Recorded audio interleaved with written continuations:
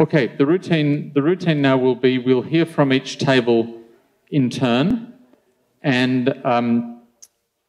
there will be a short opportunity where Eileen or Anna may say something very brief, but they will only use 1 or 2 breaths to say this, won't you? And so we have the tables in turn. Let us start with table 1, which I think is this table over here.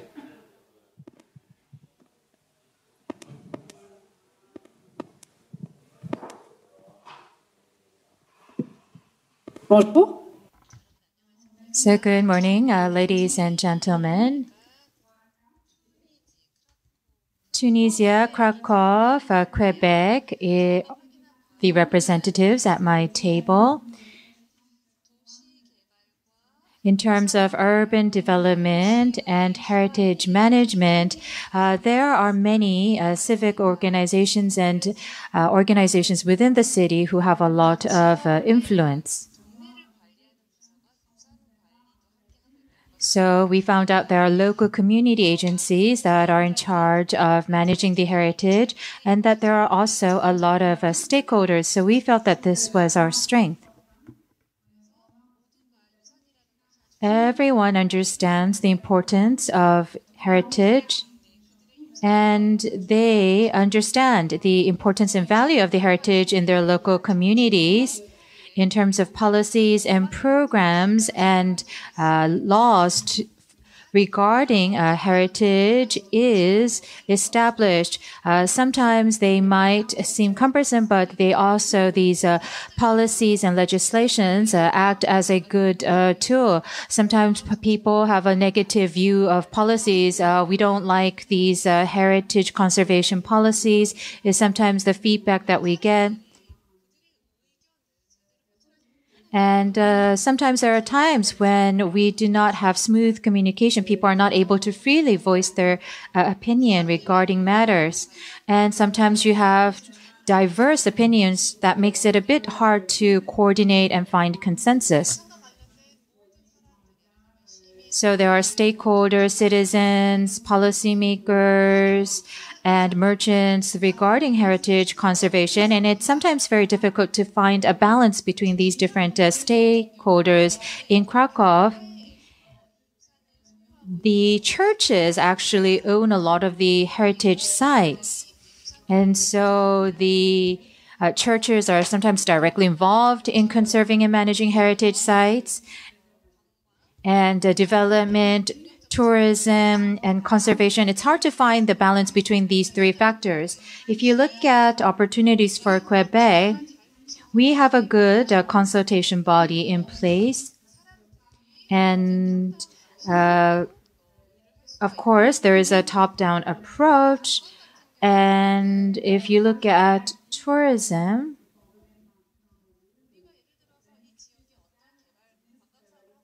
if we want to have some sort of project, the information is shared with the citizens in advance, and they expect this. So the citizens are well aware of the policies regarding heritage conservation. And another opportunity is that by raising their awareness, we can induce their participation and also help them to understand the universal values embodied in UNESCO. So that is some of the opportunities that we have. And if you look at the economic benefits, it's, I think, an opportunity to help citizens understand the economic benefits that can be derived from heritage management. And public and private programs can also benefit citizens. And if you look at threats, at times, we do not have a strong sort of legal basis. And sometimes there are conflicts of ideas and opinions. And when we adopt a new program, we have a hard time promoting these new programs. And also, sometimes there are some political issues that make it hard for us to do our work. And in some cases, they pay more attention to the economic value of a heritage rather than conserving the heritage. I believe that these are some of the threats that we face. Listening to the end of the translation. Well, firstly, a big round of applause for Table 1.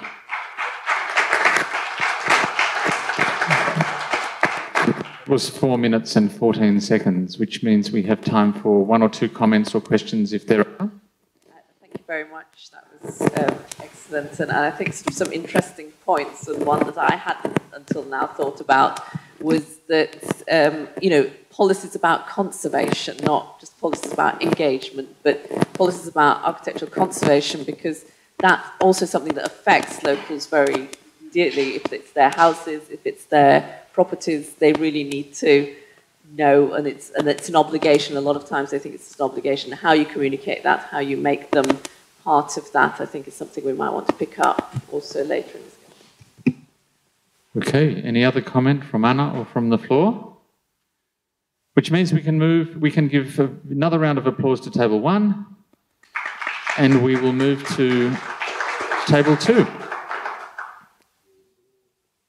You're welcome to use your board. Can we please just move the table 2 board round so that the room can see it?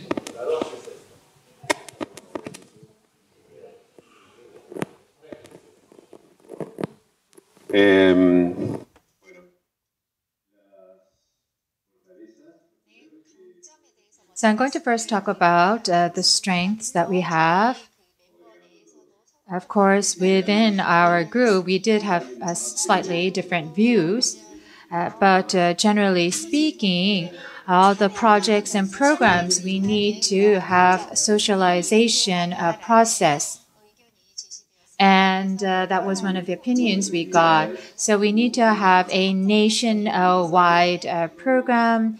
And in order to do that, we need some time.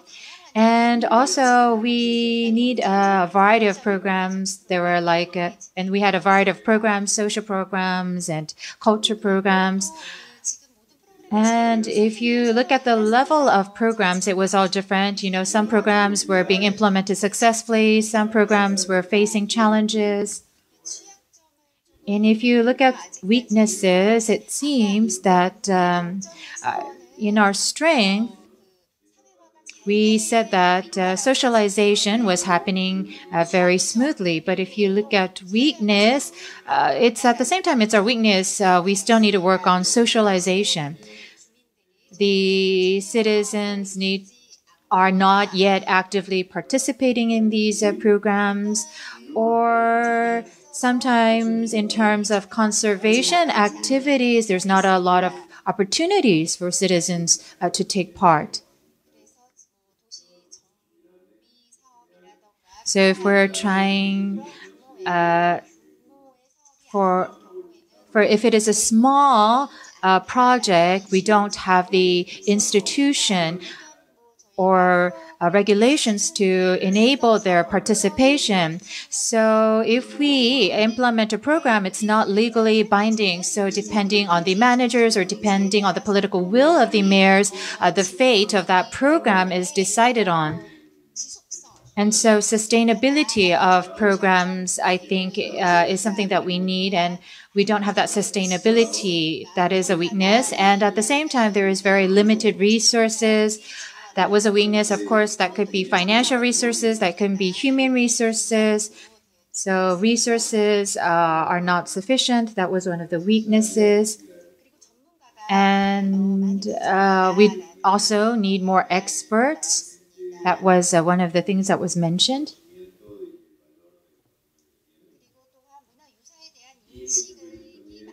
And we need to increase the awareness about the importance of conserving heritage sites. So there is a very low level of awareness, and that was also a weakness that we identified.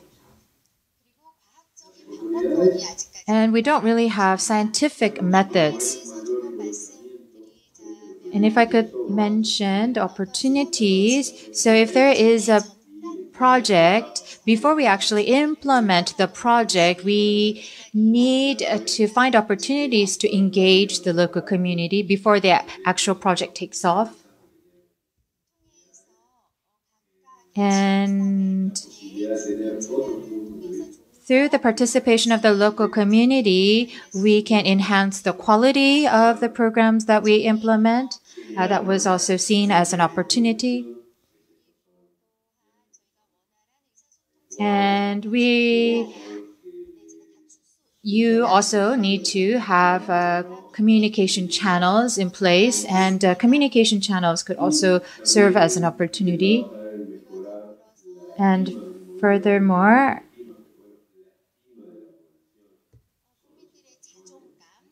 we need to instill pride in citizens, especially pride about their heritage and their heritage sites. And so if we can instill a greater sense of pride, then I think that is an opportunity. So by telling them about the value of their heritage, we can instill greater pride in citizens. And we are now going to look at threats. So we don't really have proper regulations in place. No, excuse me. We don't really have a legal framework in place. So we don't have established legal framework in place. So if there's a change in government, if there's a new mayor, then sometimes we see that there is no consistency in terms of implementing a project. And when you're implementing a project, sometimes there is too much of a political factors that influence the project.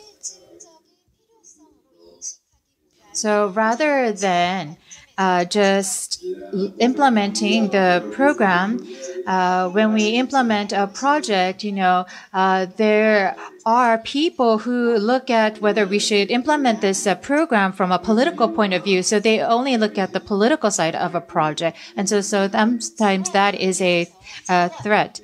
And also with regard to resources,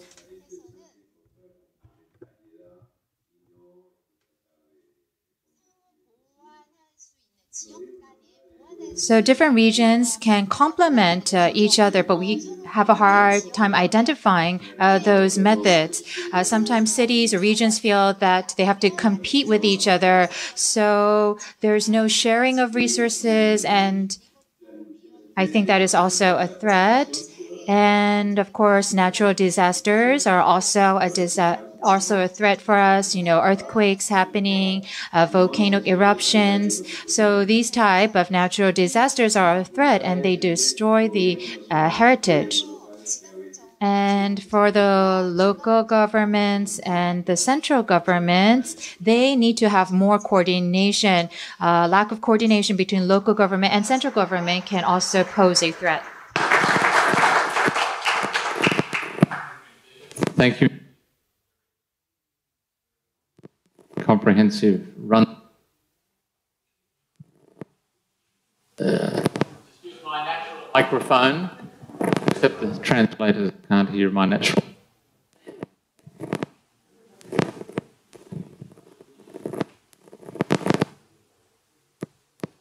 Have we got some brief comments, please? Firstly, from Anna or Eileen? Anna? Into the microphone. Yes. I was quite surprised with I don't know the exact English word of the partidarización, politicization, maybe? Yeah. So strong that crosses all the, until the community. That crosses even the level of community. Politicization, yeah. I was quite impressed. I'm very curious that's the same on the different table that we can discuss later on, that opposition is just opposing and blocks projects which are actually good for the community, and the communities are forced or influenced to block those projects in this way. Look, indeed, I think some of the local politics are some of the most powerful influences in terms of what is possible for communities to become directly involved in conservation management interpretation. Eileen, we'll keep going? Okay, which brings us to a pair of tables that have an interesting contrast. Table 3 have an awful lot of content on their board. Table 4, by contrast, has a very modest set of contributions on their board over here.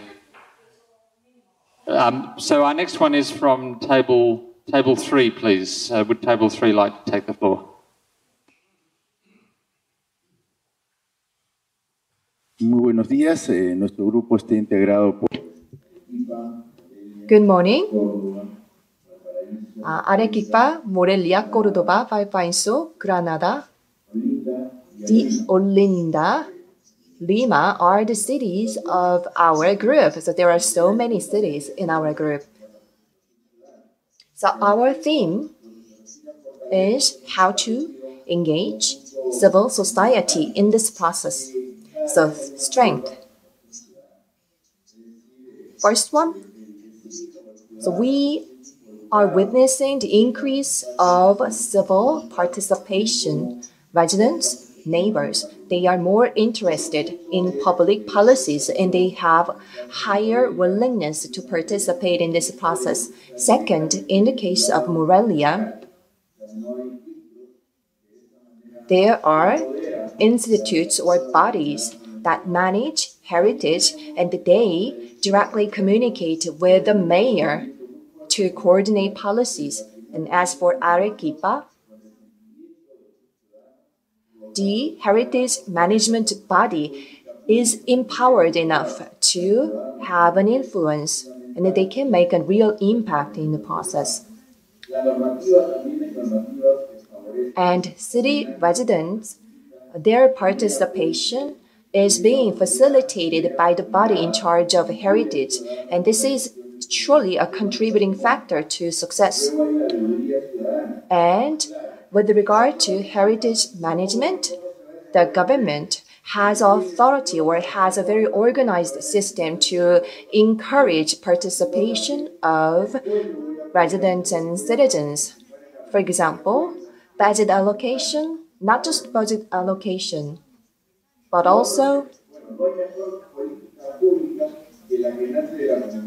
when the budget is, before the budget is spent, they allocate enough amount of budget to heritage management for efficient operation. And citizens follow the decisions of public authorities, and public authorities have much more room to have some maneuvers in implementation. But weakness is that our process is a bit slow. So when a decision is made, we need to have a system to accelerate the implementation process. And in some cases, they require more amount of budget. For example, a capacity building program for citizens, they require usually a more amount of budget. But since we don't have enough information delivered to citizens, this is also another weakness. The citizens are not being fully informed about policies and programs. And another factor is immigration or movement of citizens. This was raised by Granada. It was raised by Arequipa.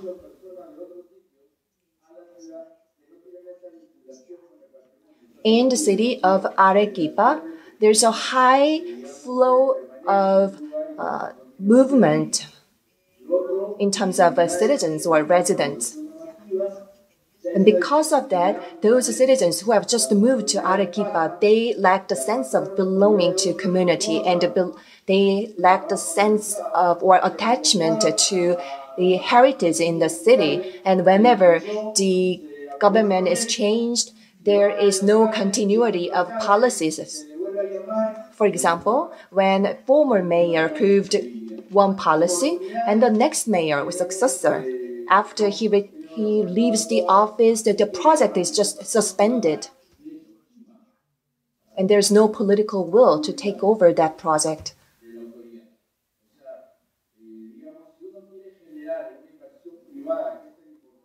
Plus, we need more investment in the private sector. Private sector needs to make more investment.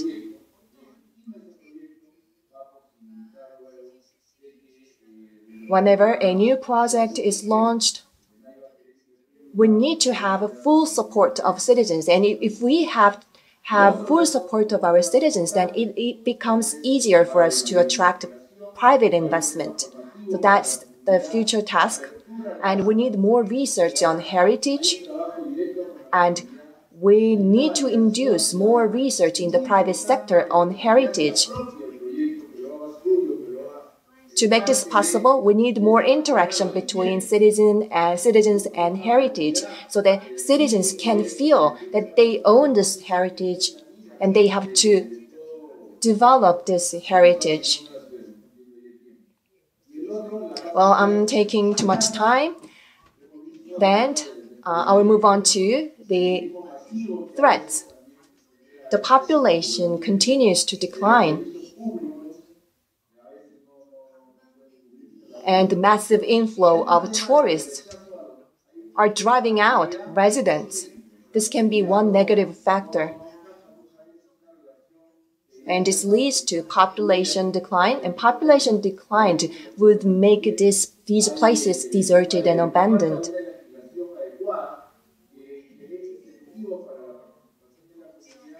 And since we don't have proper or adequate legislations in place, this can lead to many inadequate management. Therefore, even though we have participation of our communities, their decisions are not fully incorporated into policies because we don't have enough legislations or legal framework in place. So these are the threats and the summary of our discussion. Thank you so much. Well, thank you for the cities on. 네, 3조 발표. A particular point that has now come up twice is the difficulty in institutionalizing the community engagement processes when we have change in both the political structures and also change in the local people themselves, because the very inscription of a city on the World Heritage List tends to change the local economics, and people come and go. So it is a challenge when there is change for both the decision makers and the local community. I'd invite Eileen to... Oh, Corrado is going to reflect.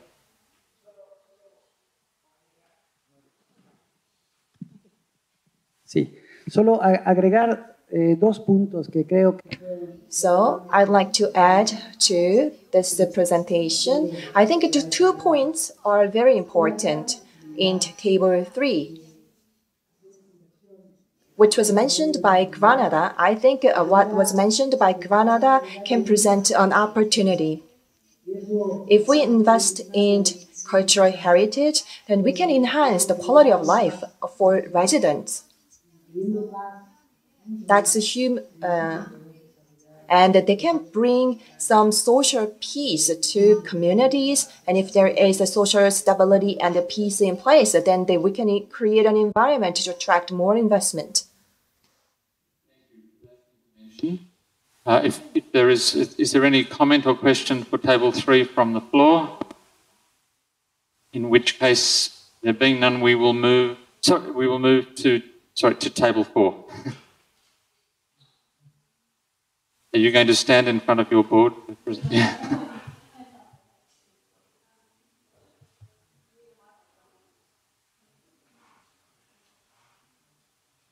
A board clear, but I have the notes. Something that our table is roads in Greece, Visby in Sweden, Vegan in Philippines, Vienna in Austria, and Angra, Portugal. So one thing that we discussed first was that we are cities with a very different dimension. And for example, Vienna has 2 million inhabitants and we have 35,000 inhabitants. So this makes a big difference in this analysis and how we can engage local communities. Also, something that we thought it was different in terms of engagement is, for example, having just a monument classified or having a big area has an heritage site. So you can have a small, you can have a palace, for example, or a castle, or you can have,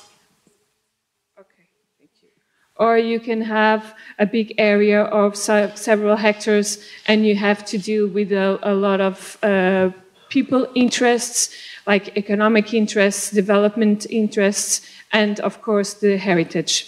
Saying that, so I have to put like this. For example, the strengths that we spoke here was making people more pride of their heritage. Some of the are aware of where they live and why it's good to live there, because a heritage city has a lot of life. And how we been engaging them or bringing to the monuments could be with music, can be engaging and developing tools for kids, the coloring books. We had also, for example, in my city, we had developed kind of a treasure map for people for children to discover the city center, the characteristics, and so all this work that you can do so that people are proud of their city and become more aware how they can contribute to the city itself and its development. Also, there are some policies, for example, that you can have lower taxes for people that want to invest in the historical center. We heard the Quito project, but this is you won't give them money, just lower the taxes, and private owners will be more welcome to invest and rehabilitate the buildings in the heritage site. Another thing, for example, has weaknesses, is that we identified was the lack of the involvement of youth, of young people, the younger generations. Sometimes people can be a bit shy to participate and think maybe I don't have a voice. It can be also a cultural thing. I think in Portugal it tends to be more cultural, where in other countries people are more active and feel more listen maybe. We also spoke about gentrification, where in some cities also tourism is pushing people out of the historical centers. Before we had a problem to bring them, and now the ones that are there are already being pushed. And one of the cities we spoke here is like in table 3 mentioned, I guess, or table 2, is the problems with natural disasters. Not all cities are prepared in case of a earthquake, a flood, how they will react to protect the heritage city. And then threats, we have opportunities. We spoke about education for the young, being proud of their heritage, but also try to develop strategies, well, this is very generic, but to involve better people that already participate and try that they capture others so it can be more proactive. In terms of threats, we found that also was the resistance to change. In some parts, it's people, whenever they heard it's going to change something, they get very frightened of this change. And also another thing is, for example, you can have in one consultation, 95% of the people do agree, but then the minority has a very strong voice, and it's kept going on, and then the other doesn't feel so, because they agree they are okay, but the others they contest so much that it seems that it's the majority that it's against what is being developed. So I think it's it. I don't know if my colleagues would like. So that's it from our table. Thank you.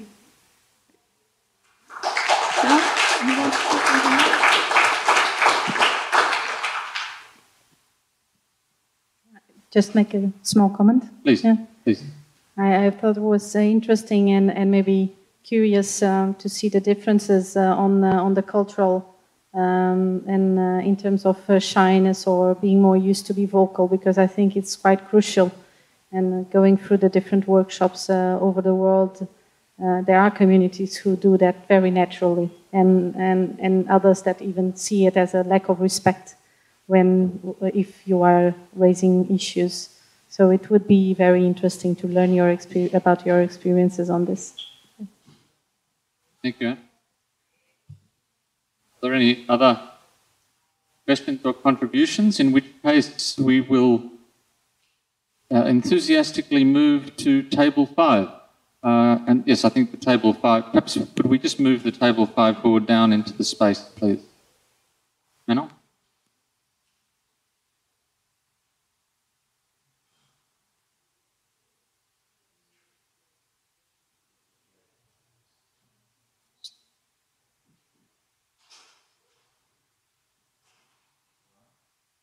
Thank you.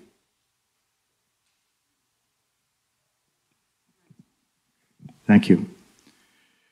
Well, being table number 5, I think the great challenge is to be able to say something that hasn't already been said, and said very articulately already. So I'm going to try to avoid that, while at the same time acknowledging that there are many challenges in the fundamental of communication, which did occupy much of our table's discussion. I think it's also possible and important to keep in mind an underlying duality, and that is policy and community engagement are two sides of the coin. You need good policy to promote community engagement, but on the other hand, often good policy can't be developed until you've engaged your citizens. And so there's a challenge, I think, for all of us, not simply to wait for good policies to come down the road, but to encourage our citizens to demand them. In any event, some of the particular things that we discussed, and this comes out, for example, of the experience of Georgetown, and that is, if what it is that you're celebrating as your heritage is a living tradition, it's what you are, what you do, you almost by definition are involved in community engagement. Community engagement is the way in which you express that living tradition and what you celebrate. We had quite a conversation about the challenge that properties that have been owned by the church face.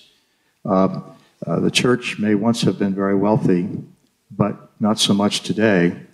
And so if properties are owned by the church, how do you raise the money necessary to preserve them?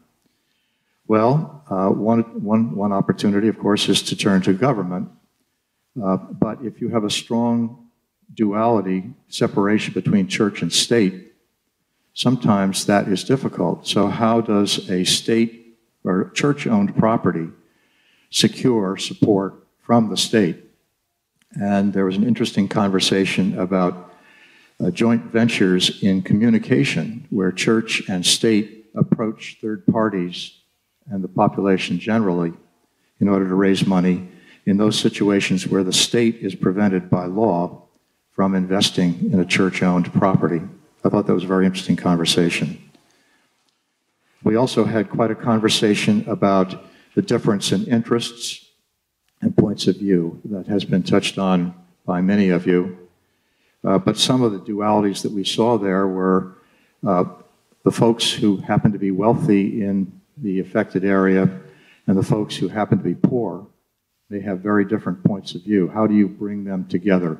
What kinds of consensus building is required? Certainly there are the dualities between the interests of vendors who are servicing tourists and the community itself. And several people have spoken to the problem of turnover in a community that may once have been formed around a particular ethnic identity may be radically different 10, 15, 100 years later than it was at the outset. How do you deal with that?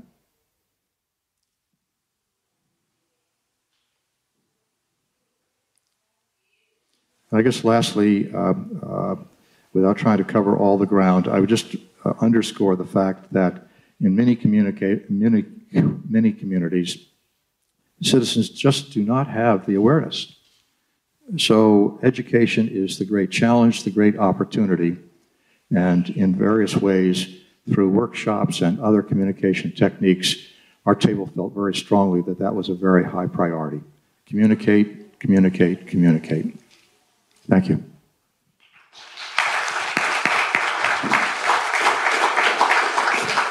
Thank you very much, and we take your message, communication. I think this is very interesting because this was probably one of the most obvious tables where there were very different cultures.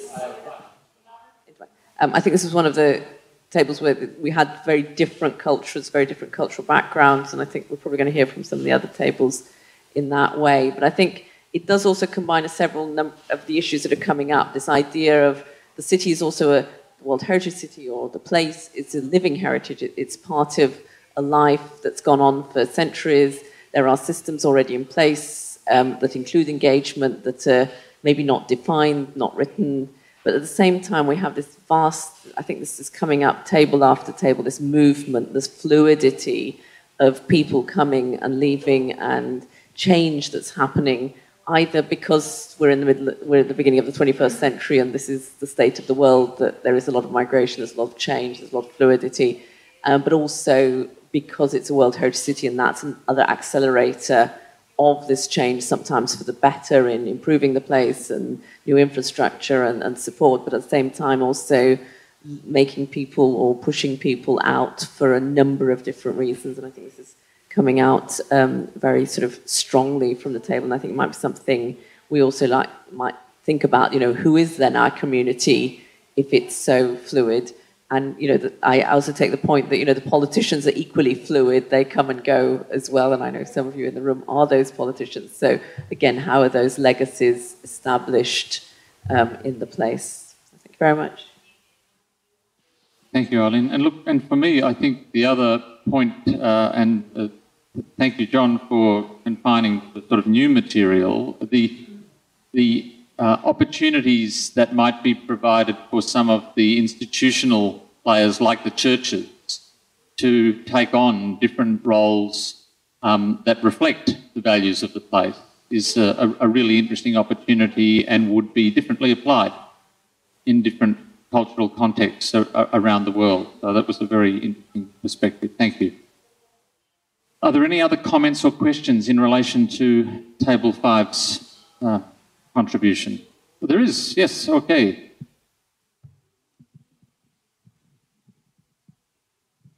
Pas une question, mais peut-être une réflexion, une remarque. Well, I have a question, or this is rather a comment. It is about the presentation of number 5. When tourists enter, vendors will be satisfied, but residents will not welcome that situation, massive inflow of tourists. So, in the case of Tunis, the central area has many vendors around mosques, and we have so many group tourists or tourist groups. And there is a souk, Arabian market or bazaar, and we can find many tourists in souk. But there are also residents near to the marketplaces, and they are not happy of having so many tourists there. And the tourist groups, they fix the visiting places, and this brings out some concentration of tourists and other issues. But that's just the comment. Thank you. Juste un mot sur les églises. J'ai envie de partager avec vous ce qu'on a fait. And I have a comment about church. Let me share our experience in Quebec.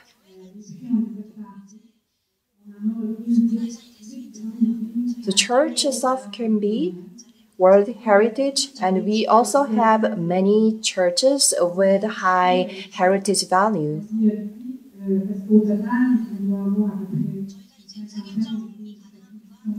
So we visit those churches with decision makers to find out or to show the importance and value of these churches.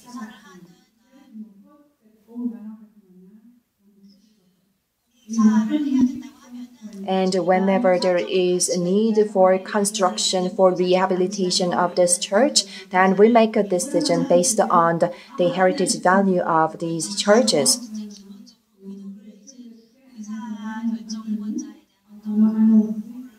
So we try to show the value of these churches to decision makers, relevant decision makers. And we set aside $30,000 for the rehabilitation or the restoration projects for these churches. So we try to take a stock of the current value of these heritage, and that should be the first step when we try to protect these churches. Of a practical solution that may be relevant to some of the others in the room, if I could just briefly comment on the contribution from Tunis. This is the big issue, I think, with cities that have living communities, that the World Heritage inscription and tourism does change things for the people who are there. It might create opportunities for some, such as retailers. It might create social impacts for some, such as residents. And my experience with this is you can't make these problems go away. But by engaging properly with the people, you can at least proactively manage them. And an example of this I can give you from the enormous pre-industrial city of Angkor in Cambodia, where it was only through consultation with one of the affected local communities that they finally understood the impact of visitors on a particular temple was causing a lot of unhappiness, but it related to particular festival days. And so what they did is they changed the visitor management on those days to reflect the wishes of the community. Now, did it take away the entire impact of all the millions of visitors? No, it doesn't. But at least it is responsive to the community concerns, and it is only possible because there is a process of consultation and engagement on both sides. So the tourism industry understands it should modify its behaviour, and the residents understand that while they can't make the visitors go away, at least on the days that are special for them, the visitor behaviour will be different and respectful of their culture. But this is a very complex. This will be an issue for, I would imagine, virtually every city in the room. We should probably move on, so I'm pleased to invite Table 6 to make their presentation.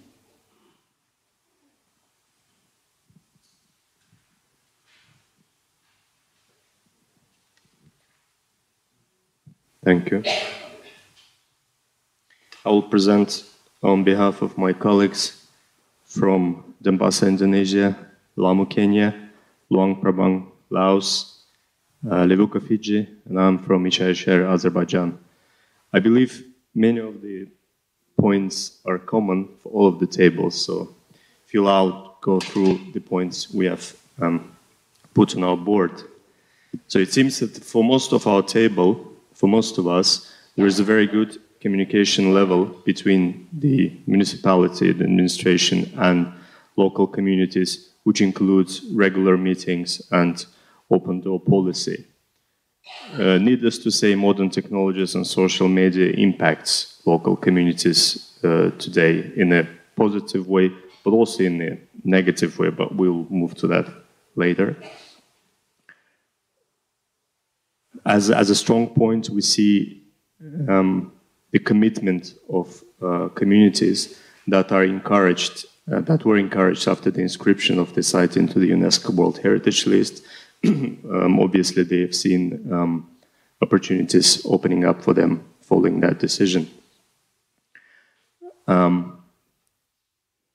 Again, following the inscription into the UNESCO World Heritage List and the government commitment for the restoration and investments, there is wide government support, both financial and in kind, in terms of the contributing to the infrastructure development. For some of our table, particularly now for our colleagues in Indonesia, they have very well organized and institutionalized local communities that is based on the regulation, the institutionalization is based on very strong regulation, which is based on social, religious, and traditional basis, and even on beliefs. In some cases, communities secure their own funding through fundraising. On weaknesses,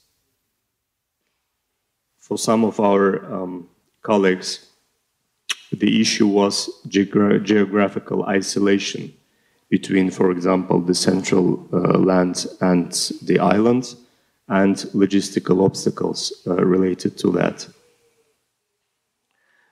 Some of the local communities complain about the lack of communication, lack of consultation with them when this or another UNESCO decision is made, and they generally complaining about not being able to participate in this central decision-making process, global decision-making process. In some cases, there is a clear division of responsibilities and unidentified division of roles and rules of the game between the central and local government. Lack of knowledge and lack of level of responsibilities and lack of commitment is obviously big weakness in some of local communities. Insufficient funding and poor infrastructure.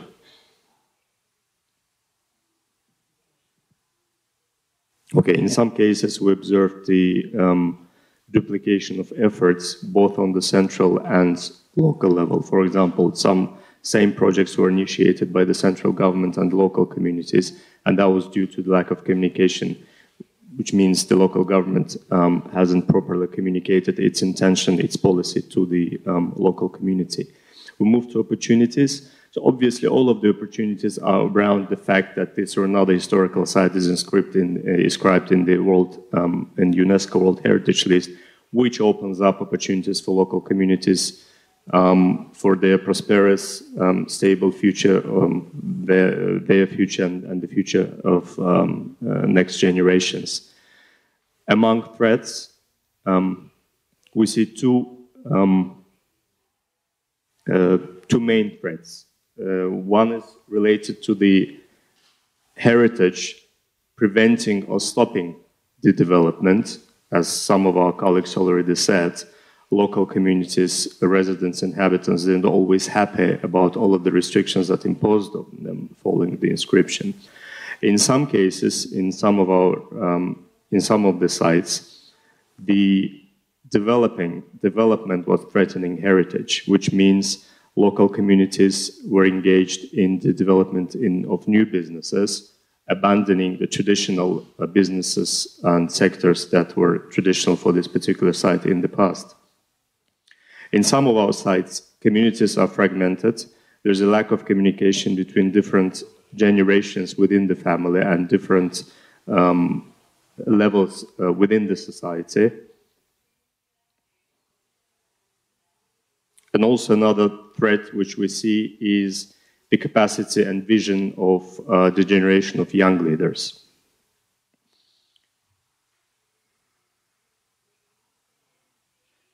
Yeah, the different expertise level and unfair competition was the point raised by our colleague from Kenya. That was about, let's say, newcomers to the particular site, new investors or new developers coming, being more sophisticated, being more equipped with new technologies, knowledge than local communities, and thus being in a more privileged position. I think that's it. Thank you.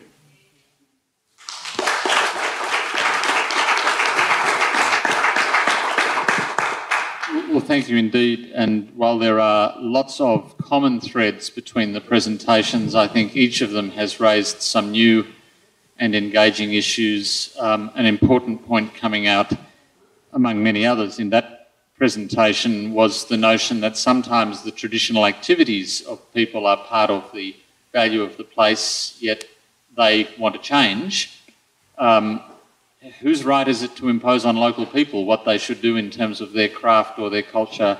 Why does their culture not evolve? It is a common problem, particularly with traditional cultures. How to do this, it's what you would call in economic terms a market failure. And sometimes it needs an intervention from the city or the state to support the industries that are part of the significance and activities of the place. Some comments from my colleagues. Anna. I would just like to highlight, like we said in the beginning, that sometimes an aspect appears as a threat in a certain place and others as a strength. And you can see here that the colleagues have the regulatory framework and the involvement of communities already within the legal framework as a strength. So it would be very interesting then those which put it as a threat to go and learn from the cities which have their highlighted as a strength. So it would be very interesting to later on counter-check. Yeah. Thank you. Is there any question or comment for Table 6, which I think then brings us to the last of the presentations, which is from Mayor Che himself on Table 7.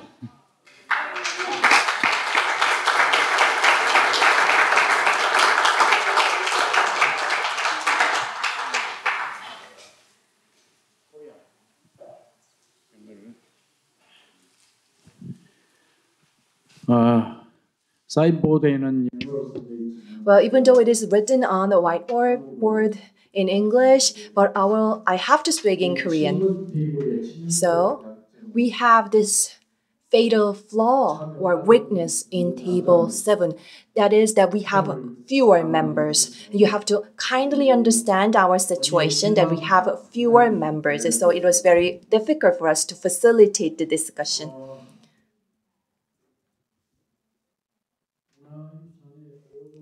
So preservation and management of cultural heritage needs participation of citizens. But I think that conservation needs to be differentiated from management. And when it comes to conservation, then we need some dedication of our citizens and strong commitment of our citizens. But utilizing and managing these heritages would generate profit. So if the government can provide facilities or infrastructure, then citizens can reap a profit. Therefore, there is a difference between the two, and let me tell you the strength of the strength. So we can enhance the high interest from citizens when it comes to management and utilization of heritage, and we have citizens who want to monitor the heritage management and the situation of heritage management. And because of the interest of citizens, that it becomes very difficult for us to carry out our works, which means that when we try to excavate our heritage site, then our citizens want to monitor, and we have to share the result of the excavation with our citizens on a real-time basis. So our workers feel very pressured to produce outcomes to our citizens. And we have a volunteer teams of citizens to correct any bad practices, like the signage, it looks very bad, and there's no infrastructure, and we need some improvement in landscape. Our citizens make their voices heard through many channels, and there is a feedback that there is a snake in the road. And the Korean snakes, they are not so aggressive, and that they don't bite people if the people don't attack them first. What this is was supposed to be a joke.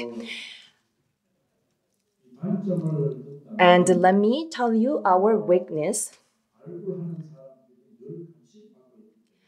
Since the excavation team is always monitored by our citizens, and that they cannot have much authority, and they have to tell our citizens to the time and space of their work and the real-time outcomes. And the citizens want more information from the excavation team. since Gyeongju has many cultural or the heritage that where the excavation project is going on, we have this conflict between the excavation team and citizens. And this excavation project has been carried out for 3 years, and this has exhausted many citizens. And it was very difficult for us to maintain interest and passion of our citizens. And when it comes to the management and utilization of these heritages, the Yangdong village of Gyeongju, it is creating the profit after they develop some tourism products for our citizens. Even though the Yangdong village is creating profit for our citizens feel that their private life is being intruded because tourists they just open the doors to their houses. And when it comes to opportunities, since we have higher interest of citizens, this created some opportunities for public debate on tourism and conservation. And we were able to increase interest from our citizens, and we were able to promote our tourism products, which led to the rapid increase of visitors. In Korea, we had this long period of national holiday, which is called Chuseok, and we received so many visitors during this national holiday period. And we are receiving 15 million Korean visitors to our heritage sites. And I think these are the results of us taking advantage of opportunities. And let me tell you more about the threats. Civil groups or civil societies, they lack expertise. So we need to place more experts to give knowledge and information to our citizens.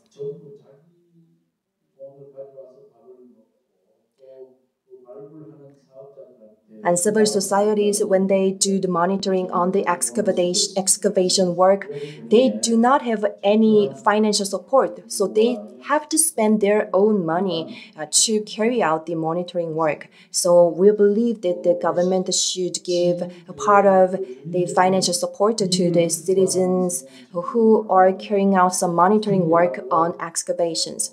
And now citizens know that the heritage can generate profit, and that they are reluctant to spend their own money when it comes to repairing their own homes, and that they just focus on the profits that they can reap from heritage. And this is the challenge that we are facing. And please kindly understand that we do not have much content because we have few members. Thank you so much.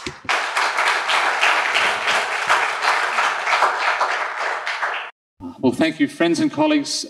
There is only a small amount of homework left, and that is to please make sure that you have also written your table number on the top of your individual sheet, please. And then could you please leave those when we have a... Oh, sorry, is the city not already on it? Yeah.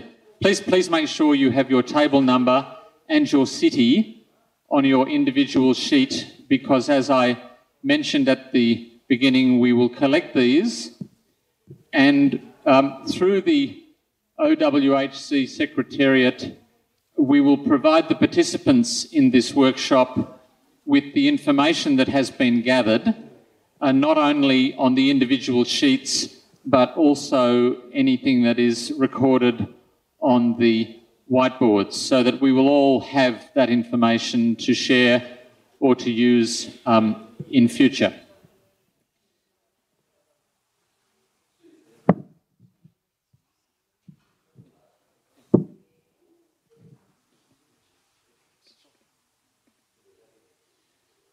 Okay, we just have a few more things to do before we will conclude the workshop at 12:30. And I would be very grateful if our two rapporteurs, Eileen and Anna, could reflect briefly, summarising some of their main themes. Who is going to go first? Eileen has the microphone. Okay, just bear with us a little longer. some of you who do know me, my interest is always in tourism and historic towns. I've been researching this for over 25 years, so I think I was really interested in the discussions and how tourism was picked up.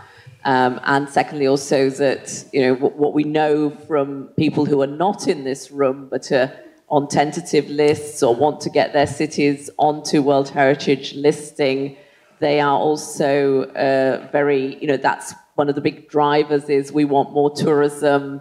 I came to the business thinking about tourism management, and I found myself more and more advising people on how they can get more tourists and this sort of desire to attract more people. So I think it was really interesting hearing from those who, these are World Heritage cities, experiencing those impacts of tourism. And I think it links to many of the other aspects that are being talked about. It's about money, unfortunately, and it's about who gains that money, who is benefiting from, whether it's tourism, whether it's other investment, who is putting money into the city, who is taking money out of it. And I think we're in such an age of sort of money, if you like, that we need to think, it's what creates the talking point, if you like. So tourism is still there, it's still very much on the table, but it's also a changing animal. It's not the tourism we were looking at 20 years ago or 10 years ago even. I think cities in Europe that we never thought would suffer from tourism, we thought they were big and robust, the Parises, the Barcelonas, the Amsterdams, they're now screaming that they've got too many tourists and they don't know how to cope, and this is having an impact on how people live in the city, how they feel part of it. In other parts of the world, we've got issues that it's living heritage, it's people's lives, it's their livelihoods, and even for Gyeongju here, that people feel their privacy is invaded with tourism.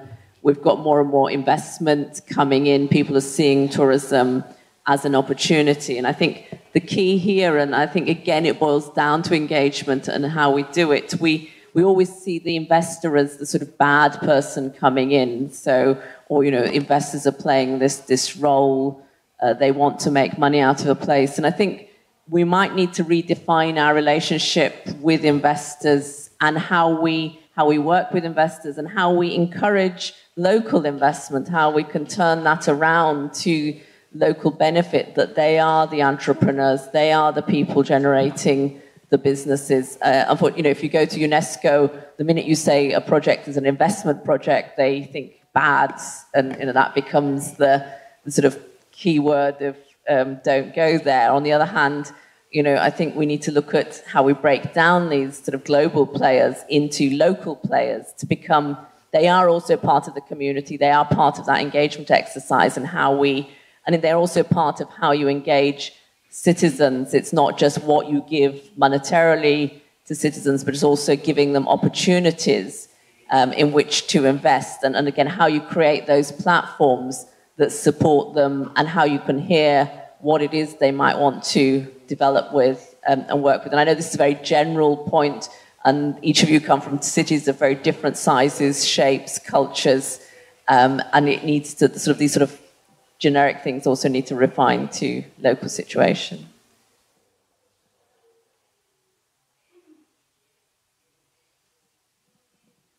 Okay, so now it's my turn. Well, I just would like to say how impressed I am with all this activity and your contributions in general. So we have all these boards full of experiences and your open discussion with each other. I'm really, really impressed, and I think that it's something that would not have happened 5-6 years ago when a highly debate started emerging on community engagement. I would like to say that I don't think UNESCO is going to be against economic development if you propose them, then it also brings social benefits for society, if it respects cultural and its world heritage. So it cannot be the economic-driven development alone, but that it benefits and protects the environment. So I see it very much as a more inclusiveness, and we have seen often talking about sustainability, quality of life. If the economic development is linked to all those other aspects of sustainability, I think even UNESCO will commend your developments and really see it as an investment and culture and heritage as an enabler of your communities. I would just like to emphasize how communication was really a buzzword that echoed through all of you, and the importance of communication, not only sometimes as a strength because it's happening, sometimes as a weakness because it's not, and the communication between national and local government and local communities. So to really make the link and connect and inform, keep the different stakeholders informed. Then in terms of weaknesses, the lack of resources, for some the frameworks, for many the frameworks, for few it was a strength, but for many was the legal frameworks that were still very much outdated and fragmented. Let me see. Then in terms of opportunities, of course, we go back to economic benefits, cultural pride, identity. You know that the moment that communities start getting involved, it's not anymore world heritage, is my heritage, which I'm sharing with the whole world. And then it's a totally different perspective. And their education plays, again, a massive role.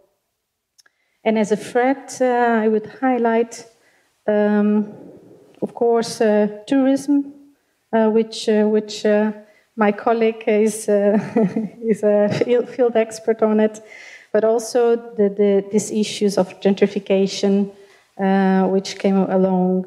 But at the same time, with other colleagues and cities, the lack of tourism, it may also be a threat, and lack of economic development. And the whole politicization, I would say, I would highlight again for some of the countries, which is actually a serious problem. Yes. Well, could I invite you to thank Eileen and Anna for sharing those perspectives with us, and if you wish to engage with them, I'm sure their details will be in the information that is circulated. Could I ask our assistants, please, to hand out the document? We have just two things to do before we conclude the workshop. And the first of these is to share with you the draft recommendations that came from the scientific day on Wednesday. I know a large number of people in the room participated in that scientific day, and some of you made interventions or presentations which are reflected in the content of these recommendations. These recommendations are not being discussed in this workshop. This is not the purpose. This is just to share with you so you are aware of them before they come to the General Assembly later this afternoon. But the background to these is that we had a series of 9 very different presentations from around the world looking at tools to engage communities in World Heritage cities. And after each of these presentations, there were questions and there were a number of submissions and interventions made by participants at the workshop. And during the course of the day, there were more than 200 different participants present. And it was agreed by those present at the end of the workshop that it would be useful to put some output from the day to the General Assembly of OWHC so that there are some things to do. And these are the recommendations. I will read the English, and I would be very grateful if the translators would read the French, Spanish and Korean, please. The recommendations were that the 14th World Congress of the OWHC recommends that World Heritage cities, number 1, acknowledge that local people have the right to participate in identification, conservation and management. Number 2, adopt a policy for community engagement which is relevant to the local cultural context. Number 3, consult with local people about decisions which may affect them. Number 4, encourage communities' input to initiatives and projects.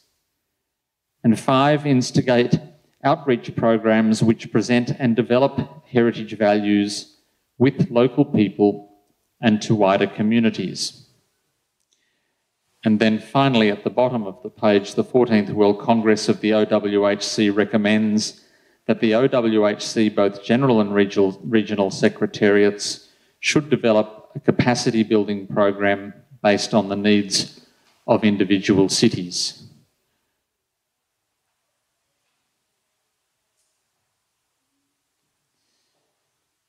Friends and colleagues, this is shared with you. It may be that as a result of the discussions today, you think there is some improvement to be made.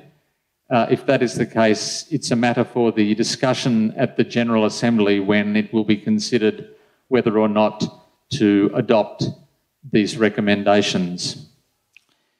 It remains for me to acknowledge that conserving, managing, presenting the heritage values of World Heritage Cities is an open-ended and continuing process. If I took one message away from today, it is that things continue to change, challenges continue to emerge, responses to those challenges, opportunities, everything about the heritage conservation in World Heritage Cities is dynamic.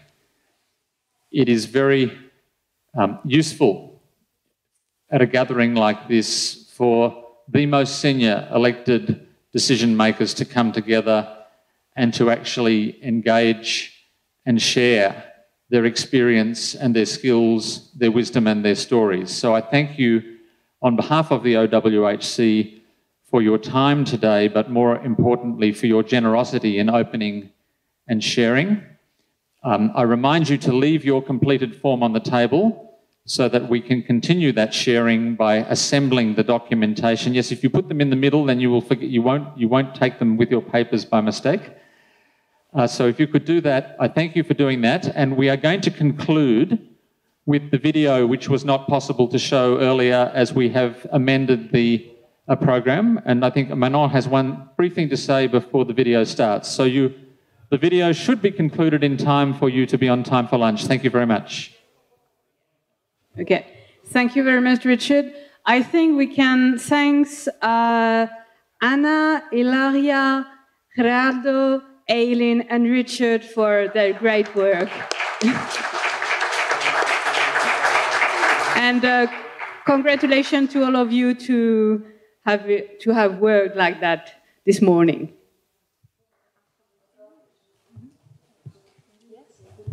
Okay, so this is the video I wanted to show you before, and I think it's important because it shows your dot on our map, and by presenting it, I wanted to thank all of you to fill in our survey and and to share with us your perception of community engagement in your city. And I want to commit to give you back these information after we will have analyzed the results so that we can keep on learning from each other. Thank you very much.